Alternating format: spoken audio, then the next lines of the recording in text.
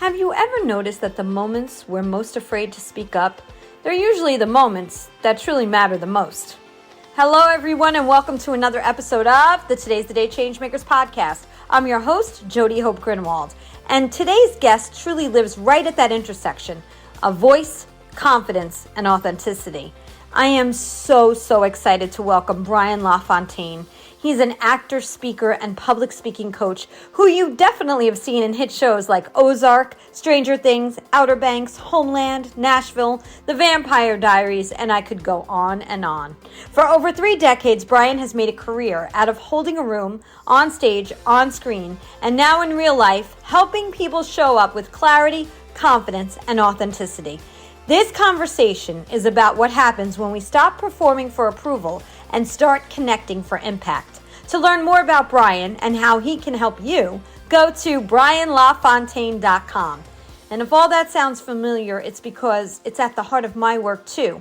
I coach individuals, leaders, and teams on how to connect more deeply to their careers, their leadership, and the way they work with clients and customers, especially as we head into 2026 and rethink how trust, loyalty, and real relationships are built.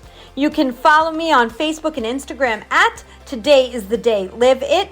Learn more about my coaching and explore my upcoming book with 30 other changemakers who are just doing incredible work in their corner of the world and beyond at todayisthedayliveit.com. Our book is called Today is the Day Live It, Edge of Comfort to Center of Impact. Now let's get into this conversation because the way we use our voice can change truly everything. Have a great week, everyone. Hello, everyone, and welcome to another episode of the Today's the Day Changemakers podcast. I am your host, Jody Hope Grinwald, and I am always so thrilled to have the opportunity to speak to the inspirers, the changemakers, those who are disrupting the status quo in the best way possible. And I'm so excited to have Brian LaFontaine with me here today. Hi, Brian. Hi, Jody. We did it. We did it. I know. I was going to bring that up. I'm so glad you said it first. We did do it. So for the listeners out there, do you want to explain what that means? This is our 4th attempt at trying to do this interview, to have this conversation. 2 times didn't work out for you. Last time I got stuck at the vet last week for a mismanaged appointment with one of my dogs, and 4th time, here we go. Here we are. They say 3 times the charm, but nope. No. For us, it's 4. So that's okay. But I'm so glad that you're here. And I know that the listeners are going to love to listen to what you have to share with them. I'm excited to learn more about you as well. But I'm going to read a little bit about your bio real quick. Do it. Yeah. You ready to learn about yourself? Absolutely. Actor, speaker, coach. Be seen, be heard, be unforgettable. And I love that. Brian has spent over 30 years as a professional actor with roles in hit productions like, and I'm sure many of you know the names, Ozark, Stranger Things, Outer Banks, The Hate U Give, Homeland, Nashville, and The Vampire Diaries. He's played doctors, dads, and dudes with dark secrets. I love that very well. That was good. But his real superpower, helping people communicate with clarity, confidence, and authenticity, whether they're on a stage, in a boardroom, or on Zoom with a camera off. As a public speaking coach and event host, Brian brings his unique blend of performance training, storytelling, mastery, and deeply human insight to individuals, teams, and companies. And there's so much more, but I just want to share, he's also the creator and host of Speakeasy, which I think is such a great name, by the way. It stays with you. Thank you. Thank you. It's a live event series and virtual now. We just spoke about that. We'll talk about that in a minute. For speakers who want to practice being seen in a new way. So, I mean, there's so much. I'm going to have to, I don't even know where to begin because I have so many questions. But what I typically do with all of my podcast guests is we go backwards in time, right? We'll get to all the fun stuff. But let's talk about Brian, where Brian grew up, what Brian was like as a child.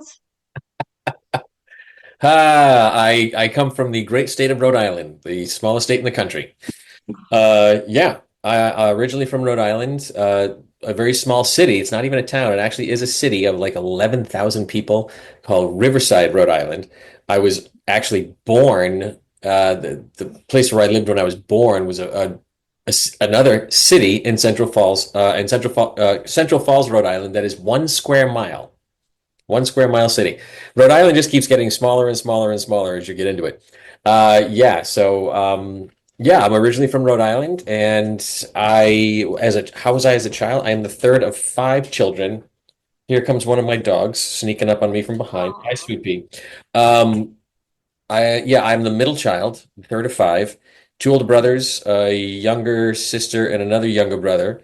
And the three of them are still up in New England, up in Rhode Island, and then my younger brother Kevin is here. As a child, how was I as a child? I don't know. I was okay. I wasn't a bad kid.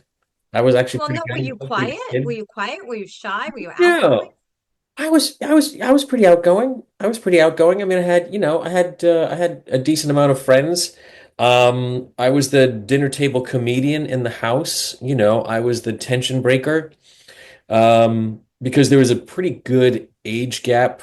When you're kids, like 4 and 5 years, and 6 and 8 years is a lot when you're a kid. It's not so much now. But yeah, growing up, yeah, my two older brothers were really close in age, almost exactly a year apart, and they were 4 and 5 years older than me. And then my younger sister is like 6.5 years younger than me, and my brother Kevin is 8 years younger than me. Oh, wow. So, they were close and they were close, and then there was me. Oh, So, goodness. so yeah, it's not like I had a lonely childhood, but I mean, there was just that kind of age discrepancy between, there and where I fit in.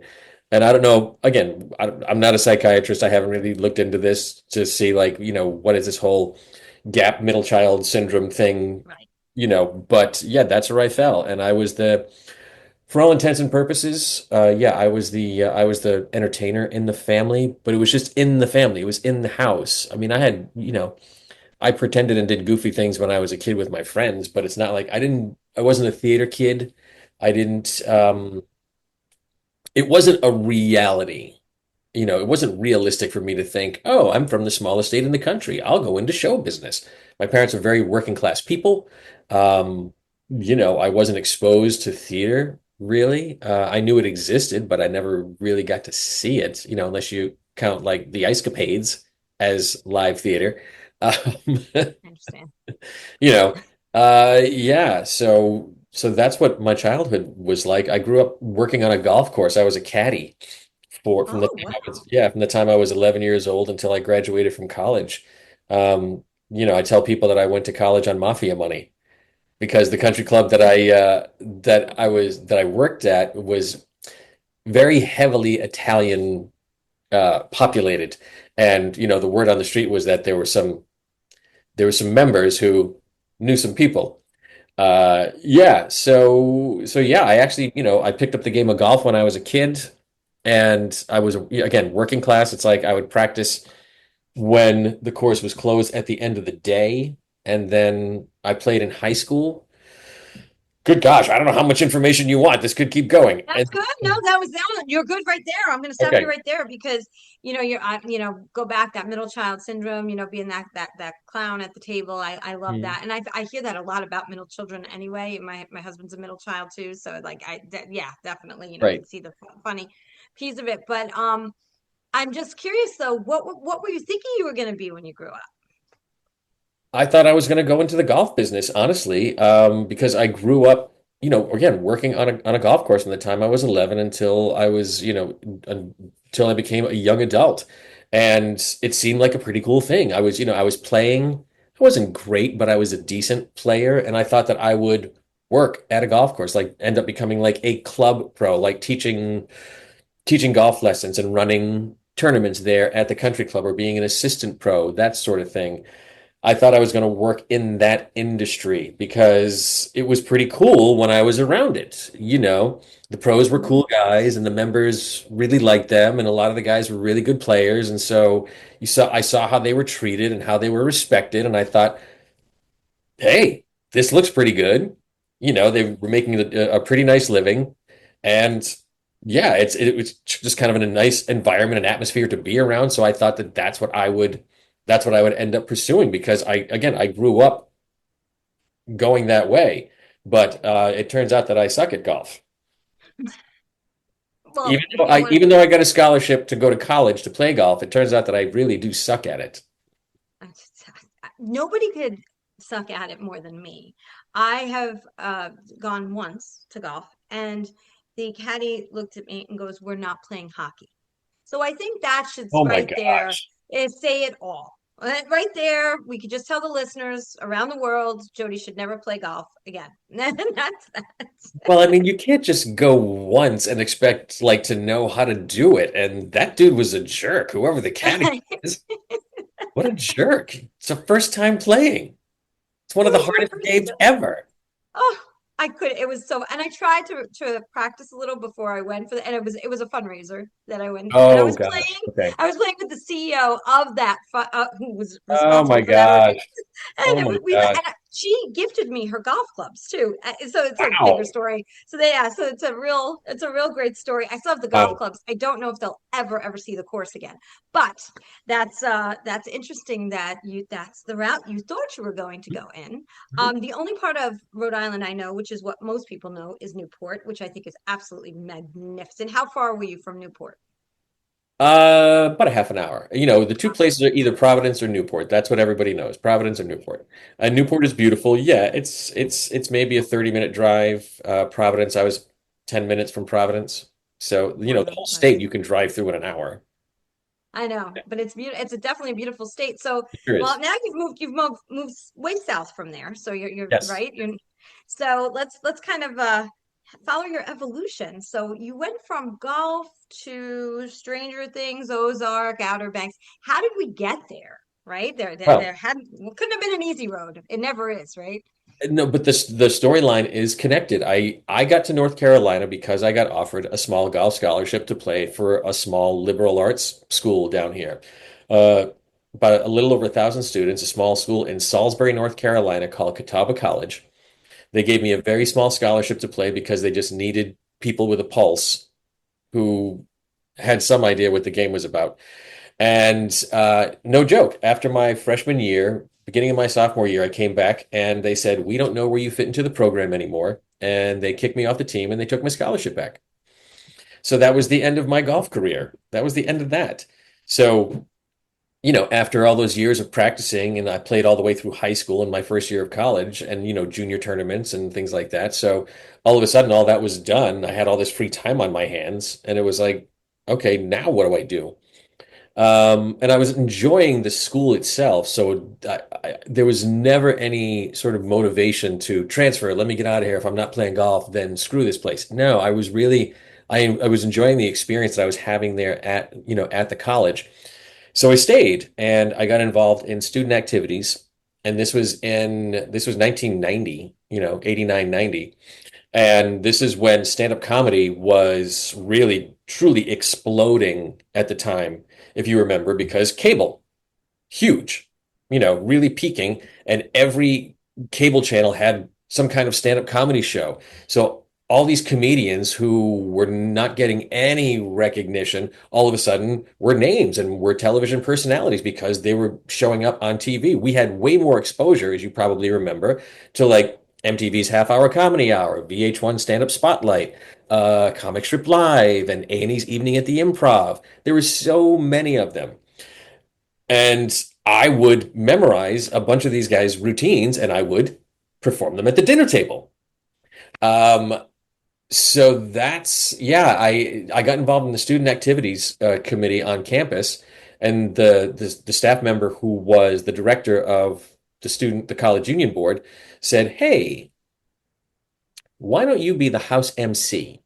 Meaning that, you know, for all the comedians and musicians and performers that would come on campus on the weekends, I would introduce them. You know, I think he saw that there was something there, and he just kind of kept pushing me and, you know, introducing me to the comedians, especially, and let me spend time with them. And then there was one comedian who came on campus one weekend, and he was one of those comedians that liked to get to know about the school because he would try to incorporate a couple jokes into his act to make it applicable to that actual school wherever he was. So I was giving him a tour of the campus, and we walked into one building, and I saw some poster that was like handmade poster that was on the wall for some event or meeting or something like that, and I made some offhand joke about it. I don't even remember what it was. And he said, "If you don't say that on stage tonight," he's like, "I'm going to steal that joke from you."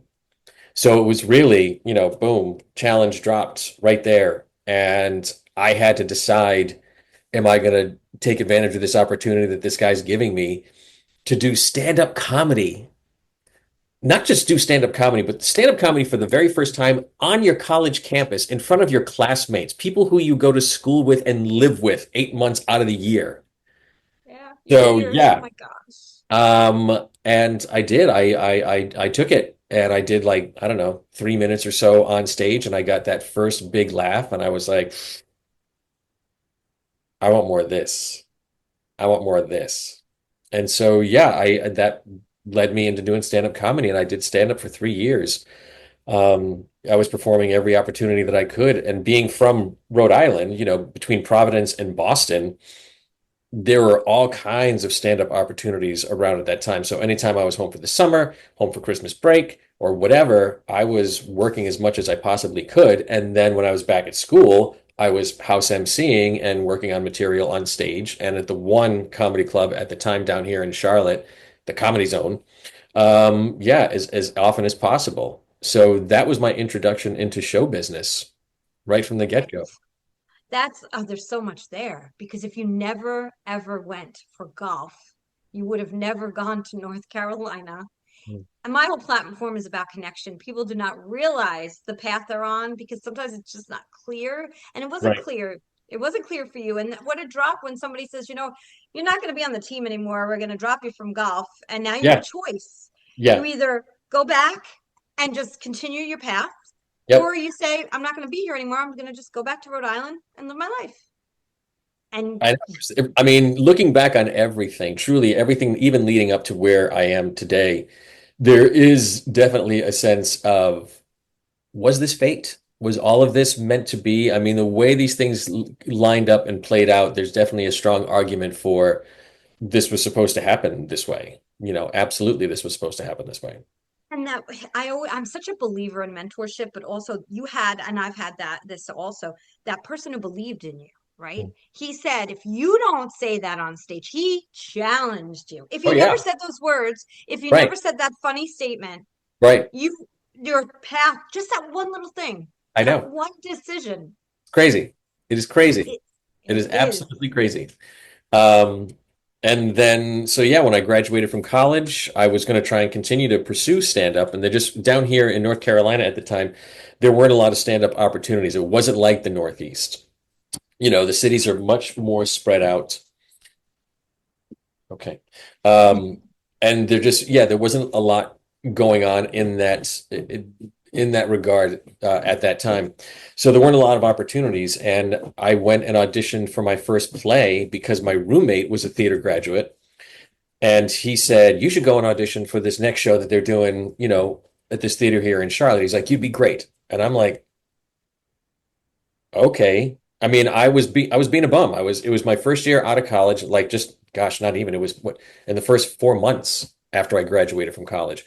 And I mean, I had always had this desire to be an actor.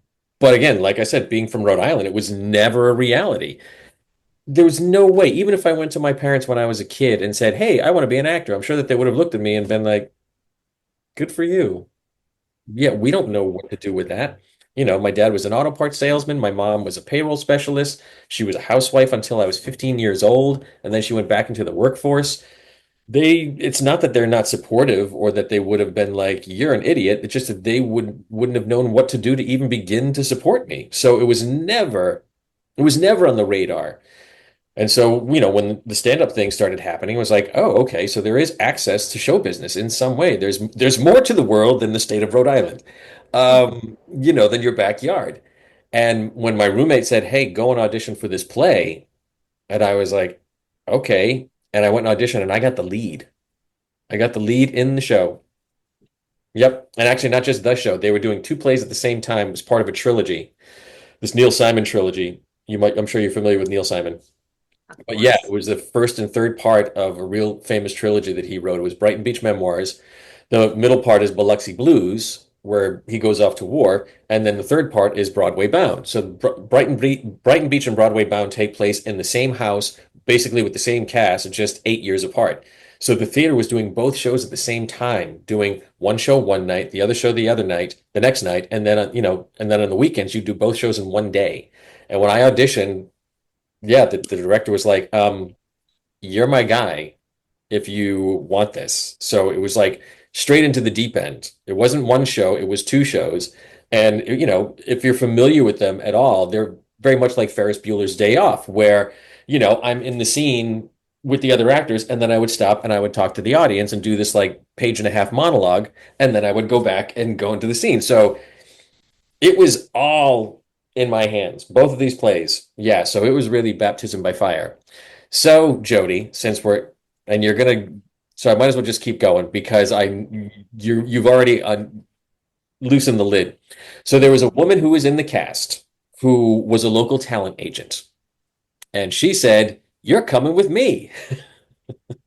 And so, yeah, so after working with me for 3 months in these plays where I had the lead role and the shows were wildly successful, were sold out and getting rave reviews in the newspaper, standing ovations, that whole thing. Yeah, she was like, "You're coming with me." And she signed me to their agency and they started sending me out for movies and TV shows and commercials. And they're still my agent to this day, 30 plus years later. So, yeah, basically, just like that, I was an actor. Oh my God. That is such a beautiful story. And It's a crazy story. it's a crazy story, but for the person out there that's listening, right? Hmm. Somewhere in the world right now, Yep. maybe feeling stuck. Hmm. Maybe they're like, oh, great for Brian, but that's not happening for me right now. You just don't know that. You don't know that. You don't know who's Nope. in the audience, and the Nope. audience could be a different than an actual regular audience. It's just somebody in your sphere of influence. You Yep. maybe not have not had the conversation with the right person yet. Maybe you haven't Oh, opened up. absolutely.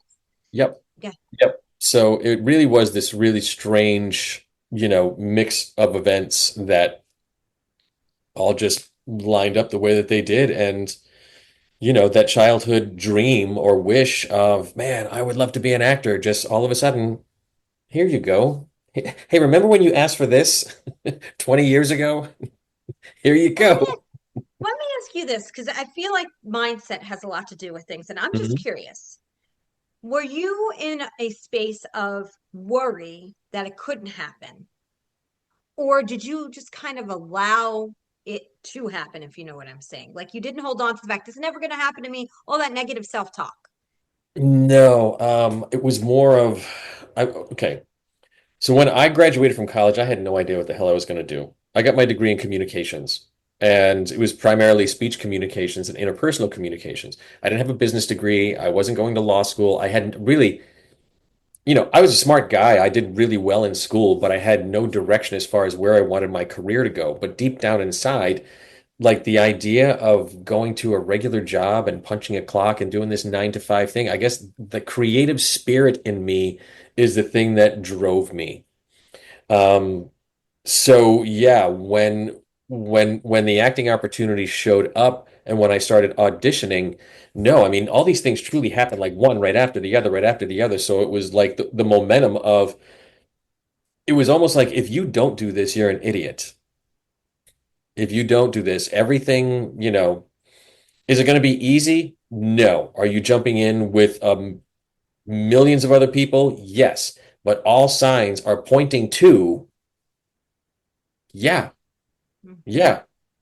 It Right. wasn't just like, I don't know. There were too many things just kind of swirling at the same time that I just knew in my body that it's like this is not a one and done deal. There's just no, there's something that's happening. And yeah, I just felt it and I just went with it. I mean, did I have questions? Did I have doubts? Of course I did, but it wasn't enough it didn't overwhelm that, it didn't supersede it. Just the desire to want to do it.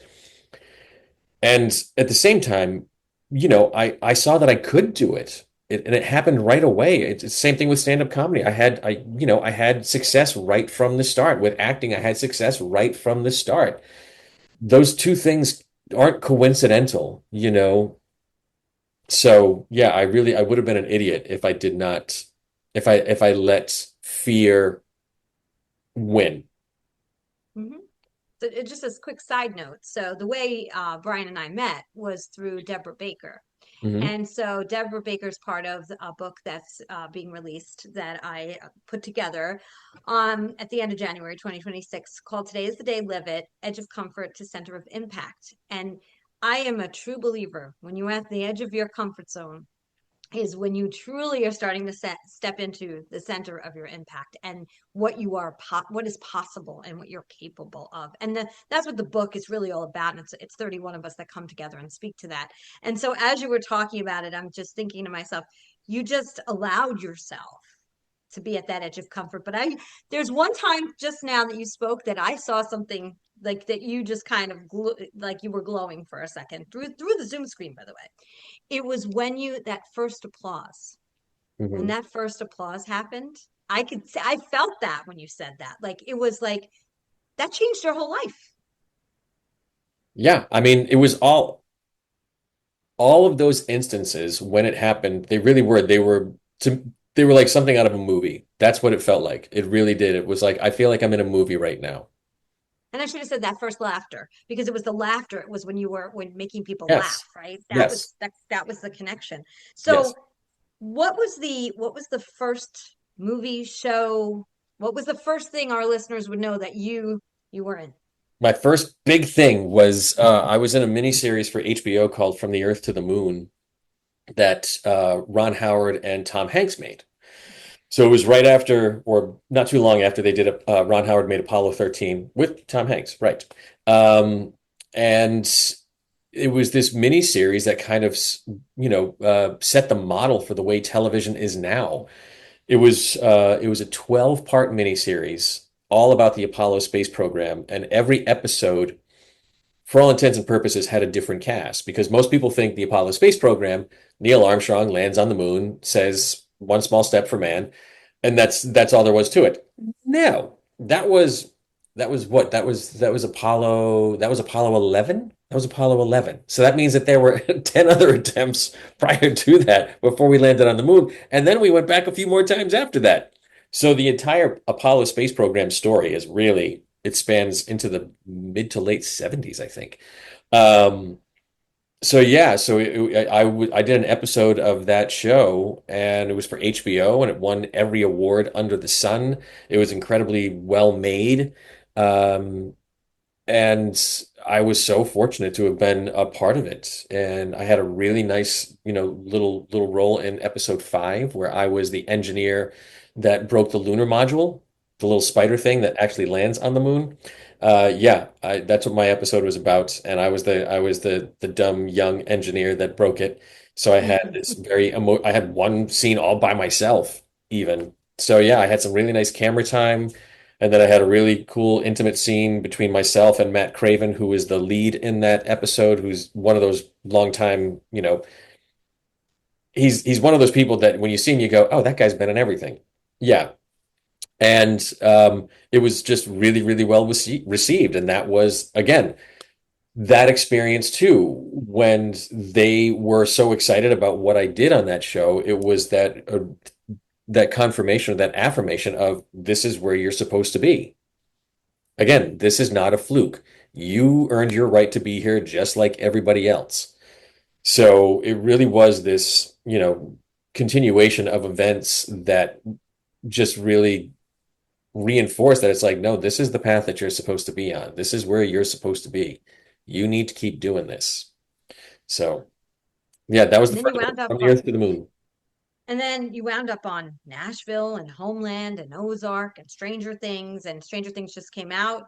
Dawson's Creek. I've Dawson done all kinds of things. Yes, Creek. Dawson's Creek, Oh. One Tree Hill. One Tree Hill. Yes, a bunch of shows that have like. And the funny thing is, like, you look back and it's like, hey, none of these shows are on TV anymore. Well, So, the reruns but are. yeah, I know, There's right? that.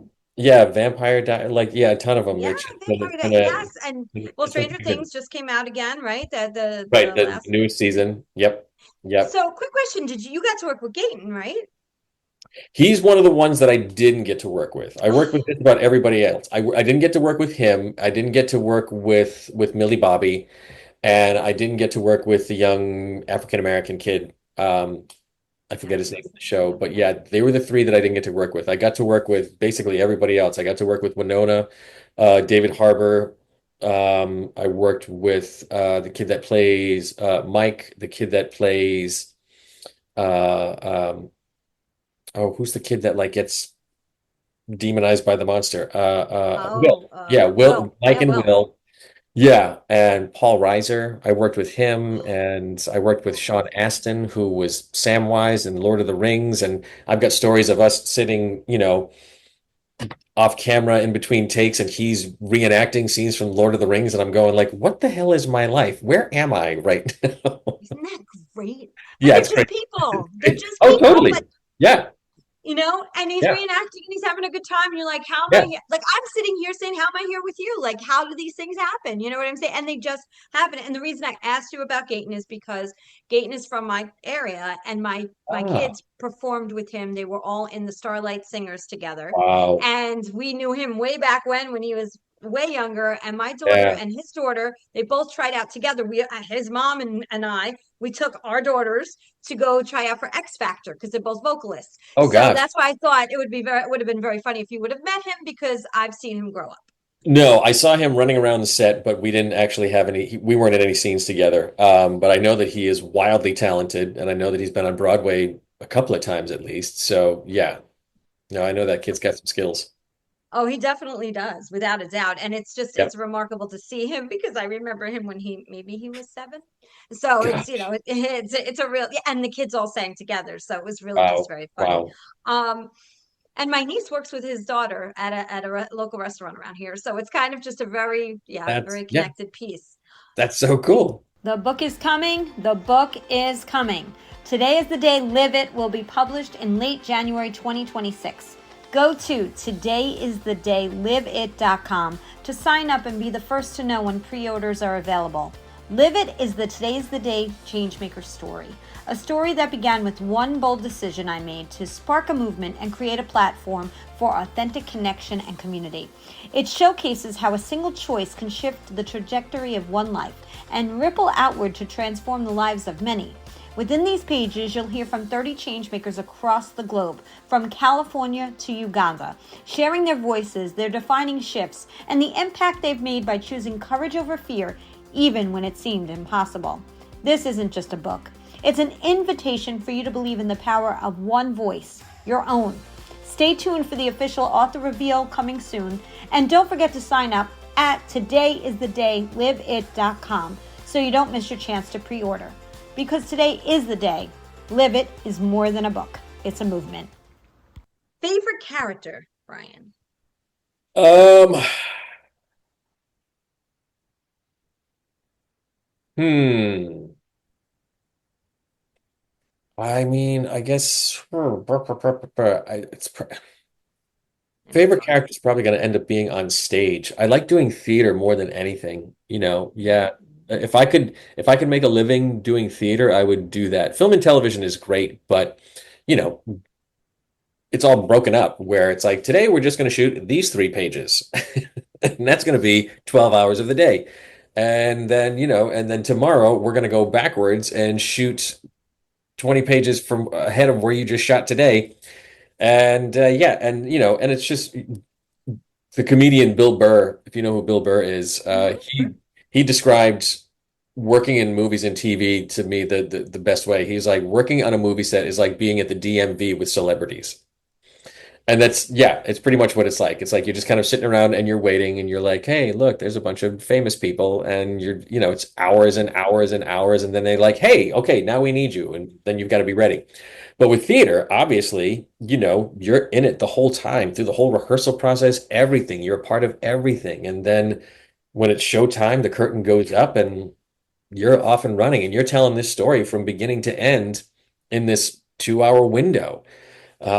So yeah, to me, there's nothing like live theater. So I got to do A Few Good Men twice, so I got to do Aaron Sorkin twice. I played Kathy the first time. I played the Tom Cruise role the first time, and then I played Sam several years later, the second time, the Kevin Pollak role. And those were great. but I mean, heck, the Neil Simon stuff that I did right from the beginning. I've done a ton of Neil Simon. I've done a ton of Neil Simon. I did Laughter on the 23rd Floor. I did Lost in Yonkers. I did Brighton Beach and Broadway Bound. I did Barefoot in the Park. I played Oscar in The Odd Couple in 2019, right before COVID. Um, yeah, those were all great. I got to do a play called 3 Days of Rain that I actually co-produced. This is the wonderful three-person show where you play, it's supposed to be that, the contemporary time is act one, and then in act two, you go back in time and you see those same three actors playing their parents that tells the story of what they talk about in act one. So, I got to play two different characters in the same show, and in act two, I had to have a stutter. So, I mean, that was a tremendous acting challenge, and I could have done that show forever. On camera, I mean, they're all hard because some of them are just kind of incidental, where you're expository information and whatever, and you're there to just help move the story along. But in the ones where I got to, kind of dig in a little bit more, I did this fun little Christmas movie called Christmas on the Coast, where I played a guy called Hawk Kramer, who was a really fun, goofy uh, literary agent to the main character, played by Julianne Emery, and that was a lot of fun. Ozark was great, obviously, playing Andrew Wade on Ozark. I had a little recurring role on Ozark, and I got to, spend so much time with everyone in that cast, and a lot of time with Laura Linney, who's incredible. Right. Yeah, that was a great one. And again, like it seems like the first ones I got really, really lucky with. What I did in From the Earth to the Moon, that was truly a gift to be able to, you know, um, have such an emotional little role right from the get-go in a part of this story. So, I mean, it's hard to single out just one, but I I've been get that. fortunate to do a wide range between stage and screen for over 3 decades. So, I'm just so blown away at how much memorization a human being can do. Because as you talked about, and I want to get into Speakeasy in a minute, but mhm, I just wanted to say I give you so much credit, and all actors so much credit because I'm terrible at, we don't have a script. The podcast never has a script. I don't give you any pre-questions. I'm terrible at that kind of stuff. I hate scripts. So for me, I have terrible memorization. So to hear you go, well, we're gonna shoot, the end of the movie, then we're gonna go to the middle, then we're gonna go back. I'm like, oh my God, my brain would blow up.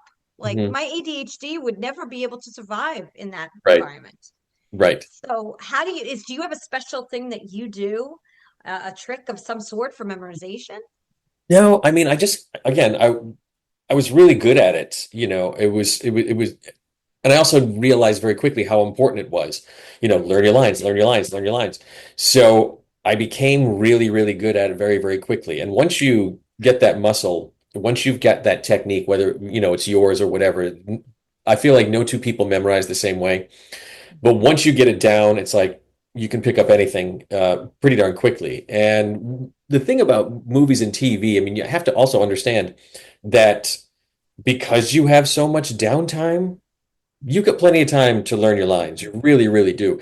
Unless you're the lead, or one of the two or three or four top leads on a TV show or a movie, you've got a lot of time to learn your lines. And that's why it really is. It's another part of the business side of it of if you want to work in this business and you're not part of the 1%, then you need to show up ready always because these people have a responsibility that you cannot even comprehend. And I remember, a lot of the shows that I worked on, the lead actors are working 12, 14-hour days every day. So that means, okay, call time is at 6 a.m. That means we're wrapping at 9 p.m. Then tomorrow, they've got 8 more pages to learn. So they've got to go home, have dinner, catch their breath, and learn 8 more pages for tomorrow's shoot. And that's what happens through the entire cycle. Some of you think of a lot of these legal shows where they have all these, big long monologues and things like that. the responsibility on them is tremendous, absolutely tremendous. But at the same time, the beauty of film and television is that they can edit. So you drop a line, you can actually stop and go, hold on, let me reset. What's the line again? And they give you the line, and then you could just look right back at the person and say it without them even cutting. And then they'll go snip, snip, and you're none the wiser. So, I mean, it really is. There's a lot of leeway in there because, again, you'd have to be a machine to really be able to just, pump that out. And with theater, heck, we get months to prepare. You get months to memorize. That's why we rehearse as much as we do, so that when the curtain goes up, we know that thing inside and out. And if things go haywire, if something goes wrong, if somebody skips ahead 2 pages, we know the show so well that we can keep moving along and find a way to, recover the information that the audience may have lost. Yeah, Right. that's why that mechanism is built that way in both parts of the industry for sure. It's awesome. It's wonderful, and I think it's such a gift to have, right? Not all of us are given that gift, so it's wonderful that you were given that special gift. But now you also have another gift that you're giving to other people by helping them to get out Right. there and use their voice. So talk to us a little bit about that. Yeah, so I've been really, really fortunate that I've had the career that I've had for over 3 decades. But it's, the most unstable profession ever, ever, Mhm. ever, ever. You never know from one day to the next if you're going to have a job. And that's what it's been like the entire time is me wondering, is today the last day? Is today the day that all this stops? Is this the last job? And if so, what am I even qualified to do? And I didn't really have to come to grips with that or really face that until just a couple of years ago. The industry was changing. I'm not in my 20s anymore. I was changing. And I could feel this shift happening that wasn't quite the same as some of the other lulls that I had experienced before as an actor. This one was really, it was lasting a long time. It went out for several months, and I was like, okay, I wonder if this is it, you know. And it was that asking that question with no answer of like, what do I do? Am I going to have to go back and start waiting tables at this point? Am I going to have to go and try and get a corporate job? And where do I even fit? I've been an actor for over 30 years. Where do I fit? What do I have to offer?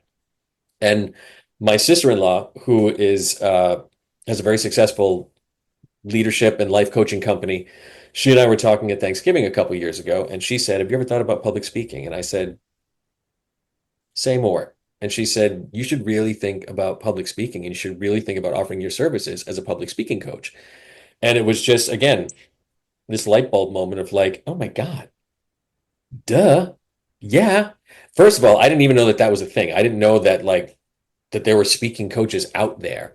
And I didn't know much about the whole public speaking profession and what that was all about, what kind of animal that was. And so I knew that it was like, hell, I could do that tomorrow. I mean, I've got the skill set to make that transition to work on that side of the business right away. I can do this tomorrow. But but it is completely separate from the entertainment industry. So I had no clientele. I had no contacts. I didn't know anybody really in the business world, in the professional world. So all of a sudden, I was starting this business from scratch, in my 50s that I was not expecting to do at this point in my life. I mean, I was really being thrown into a whole different world. Um, but it made total sense. It's like, take my 30 plus years experience as an actor and offer it to people in the professional world in regards to public speaking and presenting. I mean, everybody right now has a podcast, has a platform, has channels, YouTube channels, even just from this respect, from a digital world. But how many people are out there having to go and give presentations if you're a founder, if you're an entrepreneur, you're a solopreneur, and you're pitching your company, you're pitching your idea, everybody in the world is talking, and most people hate it, and most people stink at it. A lot of people can get through it, a lot of people can survive it, but if everybody's doing it, what's separating you from everybody else? And so I'm taking that entertainment, gotta be careful how I say this. the the idea of using your personality, using your actual gifts, because what I learned as an actor through this whole process, you talk about acting and becoming someone else. No, that's all a bunch of crap. You really don't. All you're doing is well, not all you're doing, but what you're doing is you're accessing different parts of yourself. You know, if somebody can tell me how to become someone else, I'd love to see it because I don't think it's real.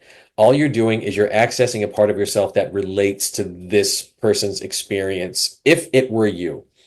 So, it's like we have, we're very complex beings. We have all kinds of different layers and facets and abilities. Everybody's got a sense of humor. Everybody's got, a serious side to them. Everybody has light, everybody has dark, and everything in between. Most people, unless you're in, the acting world or in some kind of creative profession, hasn't had the opportunity to really access that very much. We've had that benefit. So that's what I try to help people do in the speaking world is let's reach into this wonderful bag of tricks that you don't even know that you're aware that you have.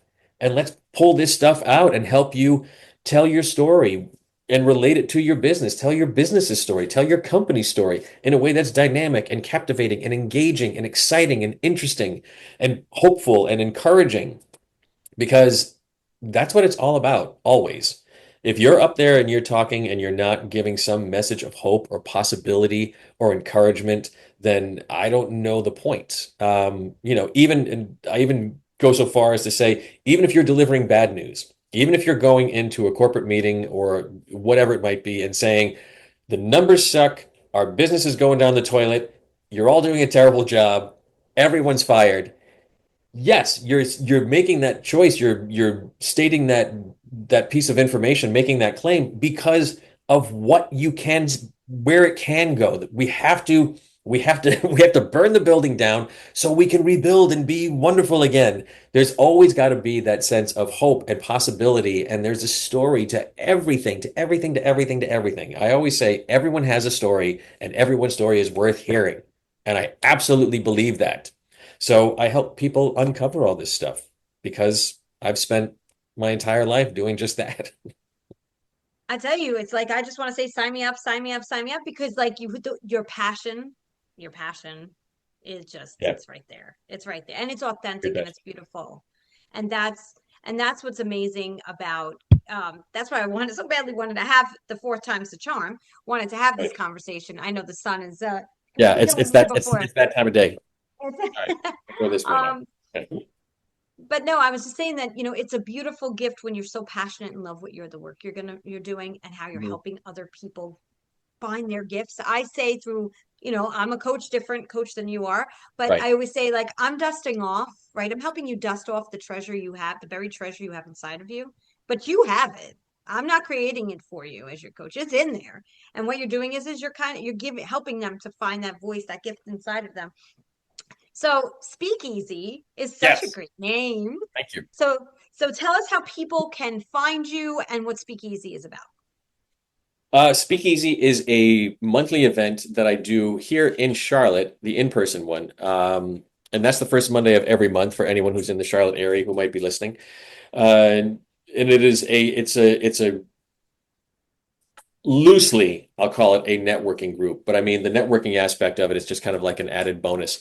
I started Speakeasy as uh, as a group or an event, a monthly event for anyone who's interested in speaking in any capacity. Whether you're trying to put together your TED Talk, whether you are, an executive level person who is giving keynotes, or again, you're a founder and you're working on your pitch, or you're just someone who wants to share a story, tell a story, and you want to get more comfortable speaking in front of people in general. I had one gentleman come to me who, is a musician or is on that side of the music business. And, these are guys who are they're they've never worn a tie a day in their life. Right. But sometimes they have to go and talk to people who wear ties because they need to ask for money. Right. Yeah. Yeah. And they want to feel more comfortable doing that. So anyone who wants the opportunity to practice speaking in any way, That's why I created the speakeasy events. And I just started, as of this past Monday, offering a virtual one for people who are not in the Charlotte area. Yeah, we had our first virtual event, and we're going to be doing more. So it is an opportunity for people to come and practice with a supportive group of people who are going to help encourage you and lift you up, and you're going to get real-time feedback with an expert in the field for a very, very, very low price.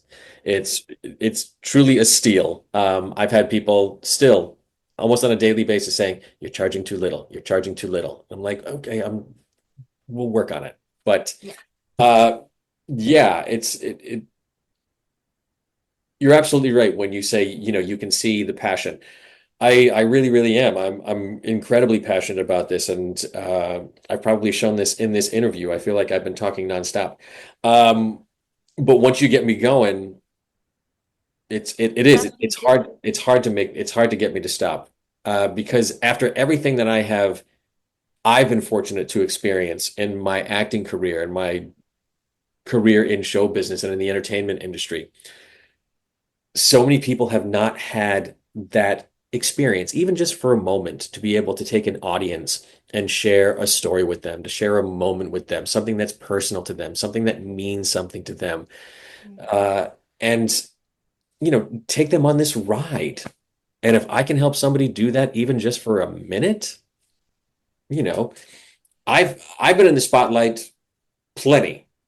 There are a lot of people who've never had that opportunity, and it's not to say, it's like for the people who are looking for the spotlight, I want to help you get there. For the people who never aren't seeking the spotlight, cool. But you still may be in a position to where you have to go and present or represent your company or pitch an idea.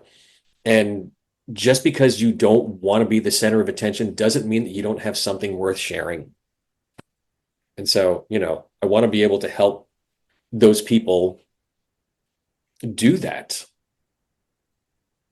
I You know, understand. yeah. I understand it because the first time I heard a coach speak, Hmm. she stood on a stage and she came and spoke, and she had been on Oprah back then Oh when gosh. Oprah had her show, and I heard her speak, and I hired her for one of my events for the American Lung Association when I was vice president of development for them, and I just didn't know what I wanted to do. I wanted to make a difference, but I didn't feel like I was doing enough. And I just listened to her, and she took everybody on this ride. She made them laugh, Mhm. she made them cry, and she made them connect. People that didn't know each other at all, they were all sitting together. And that was my moment where I said, I want to be her. I want the opportunity to help people feel like they can connect with each other, help them connect better to their career, connect better to their whatever it is in their life. Because when you have one piece that's disconnected, it just has a ripple effect. And Yes. so it's when you find that piece, and I know a lot of people feel stuck. They're like, I don't know what I want to do. Those who may be listening, I'm not sure. Pay attention to the signs. They're there, but you may be ignoring them. Have the conversations. You may not be talking to the right people, and Right. reach out to people who want to help you. So if you want to be a better speaker, and I know you've also helped people with TED Talks, right? With TEDx's, Yes. Yes. you've gotten them ready for those TED Talks, which Yes. is amazing, which is on my bucket list, by the way, just saying. So I'll be reaching out. And because I can't memorize, so you're gonna have to teach me how to like do a really good job of doing that and figure out some really great. I might be your hardest student yet, Brian. I don't know. We'll have to I see. don't know. That's a big statement. That's a big statement. I've had some tough people. I've had some tough Okay. people. I don't want to be, so hopefully I won't be. But where can people find you? People can find me at my website at brianlafontaine.com. You can find me on Instagram. You can find me on LinkedIn. You can find me on Facebook. I'm not on Facebook too often, but LinkedIn and Instagram and my website, those are the places. You can email me at brianlafontainecoaching@gmail.com. Wish me happy holidays. Just say hi, whatever you want to do. I'd love to hear from you. Yeah, and that's why it's so wonderful to have you on. And you were also, thank you for being my one of my keynote speakers for the 2025 Changemakers Forum. That Thank you was for so having me. absolutely, that was so incredible. And then I was like, he's got such a heart and just wants to make a difference. Like it's amazing because listen, there's actors of all kinds, and we know that. And just seeing the list of all the things that you've been in, you're like, wow, he's not going to want to talk to me. Like, you know what I'm saying? Like what, and that's not the way it is in life. You just ask, sometimes incredible things happen. And here we are. So I appreciate that. I appreciate your time. What else? Is there anything else you want to leave the listeners with? Is there anything else I want to leave the listeners with? Um, yeah, for those of you who are struggling with public speaking and see it as this overwhelming, nerve-wracking, um, stress-inducing experience, I just want to throw this out to you, throw this idea out to you. Public speaking has very little to do with the words. It really has very little to do with the words. It has more to do with how you feel about the words. Public speaking is just like film and television and stand-up and music and improv. It's visual. We don't go see Adele in concert for information. We go because we want to feel something. We want to experience something. It's the same thing with public speaking. And this is where, some of the stress comes in of feeling like I have nothing worthwhile to say. Nobody wants to hear my crap. Yes, we do. Yes, we do. I promise you, we do. I'll give you the most extreme example possible. Look at all the books written about Hitler. Somebody's interested in that story. Someone is going to be interested in your story. And it's judgment, right? Getting up there, being in front of people, that fear. They're going to judge me. That's how I was. I sitting here. If you would have seen me as a kid, I was the one hiding under the desk. Don't let the teacher even look at me. I don't want anybody to see me. And here I am doing this. Well, and that's a very different, environment, school, of course. But I mean, I talk to this about people that I work with as well. It's like if someone asks you to come and speak, it's like, Jody, you asked me to come and speak for the group. That's because you were already compiling an audience that was interested in that subject. It's not like we just opened the door to a bunch of random strangers to come in. We already had a group of people that it's like, if these people showed up, they're already on your side. If they weren't interested, they wouldn't have been here. So the idea of being judged, I get it and I understand it, but you have to you have to look at it from that respect. If someone asked you to speak at their event, that's because the people who they're going to put in the room are interested already in what you have to say. They're already interested in what you have to say.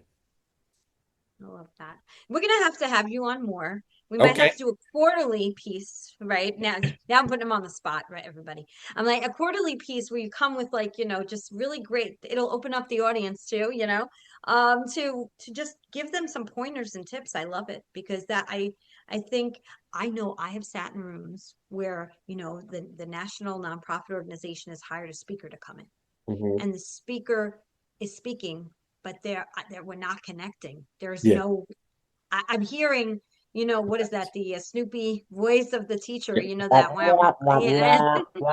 yeah, Yeah. because Yeah. they're not connected to the material. They're No. just they're just speaking. Right. Yes. Public speaking is more than just delivering information. You're giving them an experience. Another example that I use is, when people go to an amusement park, they don't go there to ride on a smooth surface on something that goes the exact same speed the entire time. No, they want to bump into things. They want to go up and down on hills. They want to be turned upside down. They want to be splashed with water in the face and they want to leave soaking wet. They want to have this experience that goes all over the place and is unexpected. Now, that's an extreme example, but I mean, this is just like that. I mean, think of it as like an EKG machine. What does this mean? Not good. It means you're dead. What Yeah, does not this good. mean? That there's life. Exactly. Right. Exactly. Well, thank you. Thank you for your time. My pleasure. I could talk to you another whole hour, but I I know. know that, the listenership. So we're gonna have you come back and do another one, but it will not take four times. It will not take four times. No, no. This was a lot of fun, Brian. Thank you so Absolutely, much. Jody. It's my pleasure. Thank you for having me. Absolutely. And I'm gonna say, well, anyway, one more time, just give us your website again. BrianLafontaine.com. It can't get any easier than that. That's so easy to be in the show notes too. And for everybody who's listening, please subscribe to the YouTube channel. Today's the Day Changemakers. You can follow us on Facebook and Instagram at Today is the Day Live It. And don't forget, the book is coming out. So Today's the Day Live It is actually going to be available all over, wherever you can purchase books. And you can go to the website, today'sthedayliveit.com, for more information on that. And we'll have Brian back. And I'm going to say what I say at the end of every single podcast. Today is the day. You cannot go back to yesterday, and you do not yet own tomorrow. So what small or large steps are you going to take today to get yourself closer to your goals? Bye, Brian. Thank you so All much for right. everything. Thanks, Jody. That was great. Thank you so much.